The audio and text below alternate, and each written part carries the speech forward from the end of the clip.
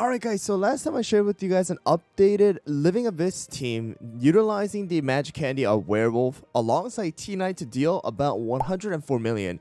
And after I uploaded that video, there has been a lot of different testings and some other people have commented onto my video letting me know that there are different combinations as well. So in this video, I'm going to be utilizing someone like Coco. Alright, this has been shared to me by I don't know, I just upload runner games, that YouTube channel, which can be found down in the description. I'll link the specific video that utilizes Coco. This individual has reached about 125 million utilizing this team. So let me show you guys exactly the toppings and what you guys need to do. Let's get into it. So first of all, the toppings. The most important thing here is going to be Coco. Once again, Coco needs to have the highest HP. Alright, so that's the reason why I have about 7.2% HP. So if your werewolf is not fully ascended, then you will need less HP substats. But as you can see, mine is almost fully ascended. So the HP right here is 132,000. So that's why I needed a bit of an HP substats on my toppings in order for Coco to be the one eaten. Alright, so that's the reason why I went with that. And Coco has damage resist. Not too much required, just a little bit, in order for her to survive. The higher level you get, of course, you're going to need a little bit longer. And then the cooldown, around 8% is what was recommended by the YouTuber, all right? And then next one is going to be our Werewolf. I utilize the 5 Juicy Apple Jelly. You guys actually can use 5 Singing Raspberry as well. The individual has also used 5 Singing Raspberry. But the really, really cool thing here is that you don't need to have a massive amount of damage resist because of the fact that Coco is able to push the enemies to one specific area and tank for the team as well as content.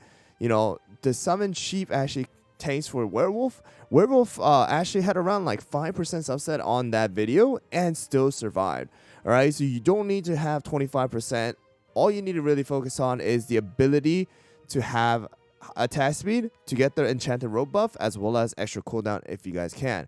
All right, so this is what I'm using, but you can use 5 Singing Raspberry as well. And then the rest of them is going to be exactly the same. 5 of the Swift Chocolate here for Macaron around 24%, content around 24% is recommended. And then Squidding, use exactly what you have from the Avatar of Destiny. 3%, 6%, 8%, whatever it is that you guys have, just use that. All right, so that's going to be the recommended. Of course, the attack speed, you want enough so that Squidding as well as Werewolf are going to have the enchanted robe buff. All right, so there are a lot of different combinations out there, guys. There's the Brute. All right, some people have reached 140 mil, 150 mil using Brute, all right, because of the attack buff. There's Purple Yam that can be used. All right, there's Fin and Sear that can be used. There's T-Knight, there's Crunchy. There's a lot of different teams, all right? However, you guys got to be able to find the right one, the one that works the best for you, all right, in order to have the best results. Some people even use Milk, all right? I've seen Milk before, all right? So make sure to try and use the team that works for you, the cookies that you have built up, because this spot right here is just really going to be determined on who you can use. All right, just make sure that they have the highest HP. All right, so here we go. Let me go show you guys in battle 24. Our guild is already level 21 now, which is amazing compared to what we have done last season. So here we go. All right, so the start is exactly the same. You get Macaron. Oh, turn on auto, and then you do content. I'm gonna queue Werewolf. All right, and then as we enter, I'm just gonna hit Squidding. And then I'm going to let Coco's skill just automatically be used. Another really good thing about Coco compared to someone like Brute sometimes is that Brute automatically has an attack speed buff, right? So when that happens, instead of Squidding actually getting the attack speed buff, it's going to be Brute who has the attack speed buff. So it really allows us to group up the enemies, still do the same damage from Werewolf.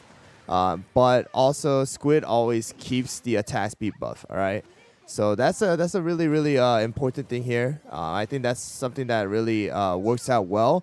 And of course, Werewolf is able to hit more targets because they're all grouped together. All right, so really good combo. I think it was a genius of an idea to try to utilize someone like Coco to group up the enemies together and allow Werewolf to take less damage in doing so by having Cotton Sheep also just tank for your team. All right, so here we go. And of course, the moment you crit a little bit, the more damage you're gonna do. So, and here we go. 126 million damage, all right? 126 million. That's from a 74 million damage by Werewolf. That's actually bonkers, all right? And then, of course, Squid Ink did a little bit more here as well because of the constant attack speed buff and being able to hit more enemies as well. So 36 million. And then Cotton and Macaron, both of them doing 6 million as well. Coco, literally there for the extra heal, for the knockback, and for the group up. And then Werewolf takes care of it afterwards. All right, so there you guys go. Super interesting build, honestly speaking. I never thought about using Coco. So shout out once again to, I don't know, I just upload Runner Game for sharing this build with me down in the comment section for my first video. Anyways, guys, that's gonna be it for this particular run. You know, something that you guys can use. I think it's a little bit better than T-Knight, honestly speaking. Actually, not even a little bit.